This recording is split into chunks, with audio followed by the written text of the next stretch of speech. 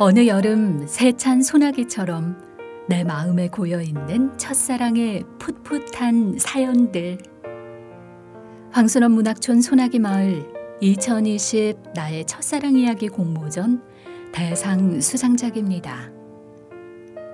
이루지 못한 사랑. 맹영숙.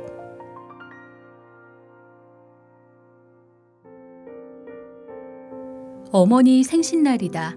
5 자녀가 동생 집에 오랜만에 다 모였다. 어머니 방 창이 열려 있었다. 밤바람이 찰 것 같아 창문을 닫으려고 하니 어머니가 닫지 말라고 하신다. 자정이 되면 남준 씨가 저 전깃줄을 타고 창문으로 들어온다. 아흔을 앞둔 어머니는 남준 씨와의 만남을 기다리는 설렘으로 가득 차 있다. 알츠하이머 증세로 어머니의 모든 기억은 점점 엉켜버렸다. 그런데 남준 씨의 이름은 물론이고 한국전력에 다녔다는 것도 또렷이 기억하신다. 남준 씨는 나 때문에 결혼도 못했다. 안타까운 표정을 지으신다. 창문 선반에 돈이 수북하게 쌓여 있어서 치우려고 하자 손살에 치며 말리신다. 그 사람 옷차림이 하도 허술해서 옷 한 벌 사입을 하고 놔두었으니 그대로 두어라. 남준 씨는 어머니의 첫사랑 남자의 이름이다. 장독대에 붉게 피었다가 입 앙담은 분꽃 같은 사랑. 제대로 꽃 한 번 피워보지 못하고 시들어버린 가슴 아픈 이름이다. 이모에게서 들은 어머니 바구키 여사와 남준 씨의 사랑 이야기 속으로 들어가 본다.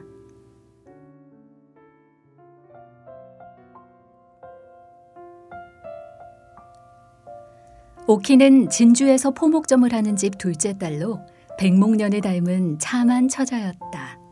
길고 가녀린 손끝으로 십자수도 잘 놓았고 음식 솜씨도 유달났다. 오키는 호주인 의료 선교사가 설립한 배돈병원의 간호사였다. 병원에서 기독교를 접하게 되어 신앙생활을 시작했다. 의사들에게도 환자들에게도 인기 좋은 간호사였다. 남주는 오키 친구 미자의 작은 오빠였다. 한전에 근무하였고 외모가 준수하고 겸허한 성품을 지닌 성실한 사람이었다. 그는 오키를 좋아했다. 땅에 걸어다니는 것조차도 아까운 사람이라고 동생 미자에게 종종 말을 하였다. 배돈병원의 환자가 늘어나자 오키도 바빴다.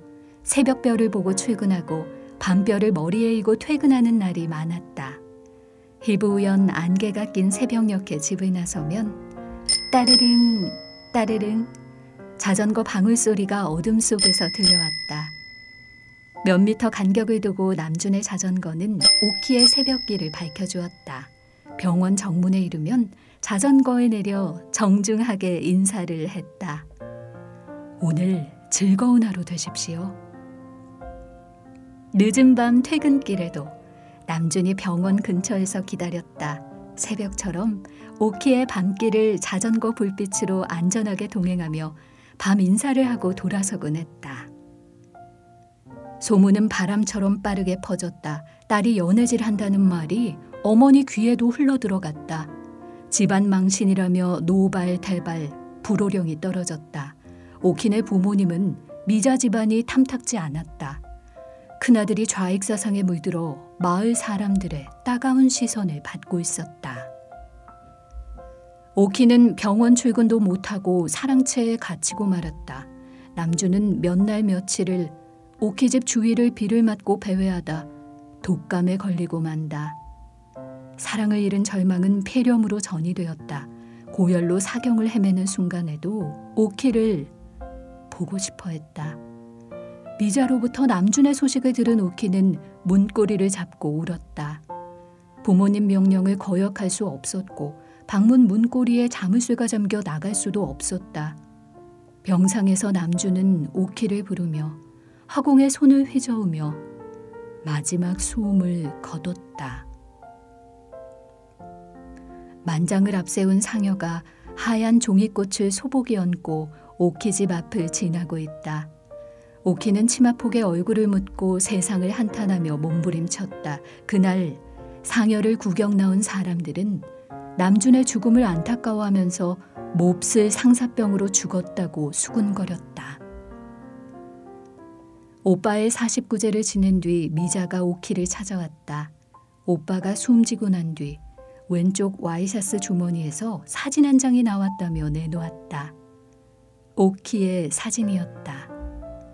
알고 보니 막내 동생을 통해 얻은 사진을 마지막 가는 날까지 간직하고 있었던 것이다. 오키는 사진을 잡고 울었다. 그리고 안타까운 사람을 가슴에 묻었다.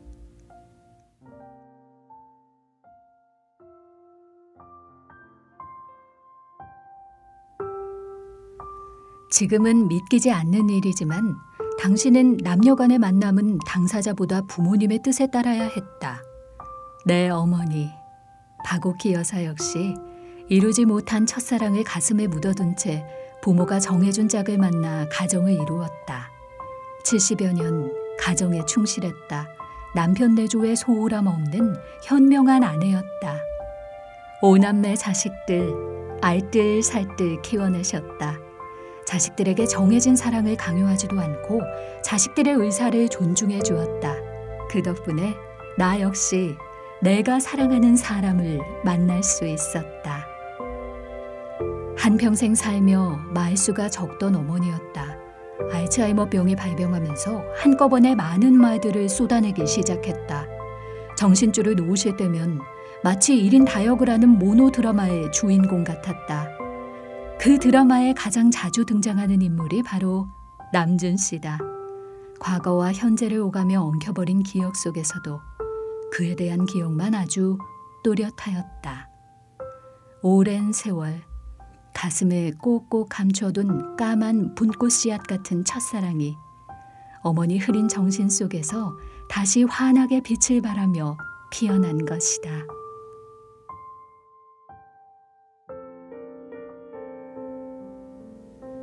작약꽃이 향기를 바라며 한박으로 피는 주일날 아침이었다. 어머니 정신이 여느 때보다 맑았다. 예배 참석을 위해 단아하게 몸단장을 하고 며느리가 나오기를 기다리고 있었다. 며느리가 나와보니 어머니는 교회 가방을 안고 거실 소파에 잠든 듯 눈을 감고 앉아 계셨다. 어깨를 살짝 흔들었더니 스르르 옆으로 쓰러졌다. 주일날에 잠자듯 가고 싶다고 말씀하시던 어머니의 염원이 당신의 기도로서 이루어졌다.